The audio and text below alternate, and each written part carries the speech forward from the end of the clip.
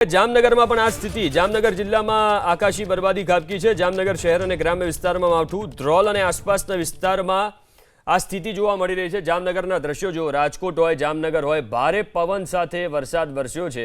લોકોએ વિચાર્યું પણ નહીં હોય કે ભર ઉનાળે આ સ્થિતિ સર્જાશે। હવામાન વિભાગે આગાહી કરી હતી કે 2 દિવસ અને હજુ પણ 2 દિવસની આગાહી છે।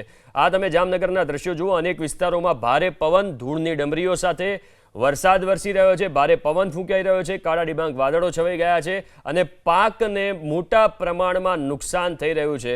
જામનગરના સીધા દ્રશ્યો કે જ્યાં ભારે પવન ફૂંકાઈ રહ્યો છે અને વરસાદ વરસવાની શરૂઆત થઈ ગઈ છે। ધ્રોલ સહિતના જે વિસ્તાર છે જામનગર શહેર અને આજુબાજુના ગ્રામ્ય વિસ્તારો છે ત્યાં વરસાદ વરસી રહ્યો છે, માવઠું વરસ્યું છે, જેના કારણે ખેડૂતોની ચિંતામાં પણ વધારો થયો છે। રાજકોટના દ્રશ્યો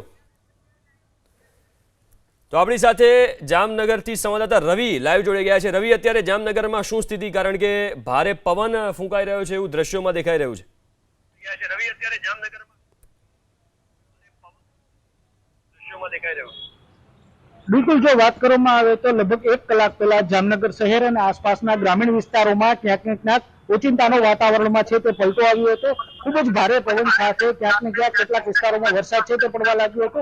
ભારે પવનના કારણે શહેરમાં લગભગ 10 જેટલા વૃક્ષો, નાના મોટા વૃક્ષો છે તે પણ ધરાશયી થયા હોવાનું ફાયર વિભાગનો કંટ્રોલ રૂમ જણાવે છે। તંત્રની તમામ ચાંપતી નજરો છે તે આ કમોસમી વરસાદ અને આ જે શક્યતાઓ છે તેને લઈને રાખવામાં આવી રહી છે। વાત અત્યારના કરવામાં આવે તો અત્યારના જામનગર શહેરના આ દ્રશ્યો આપને જોવા મળતા હશે।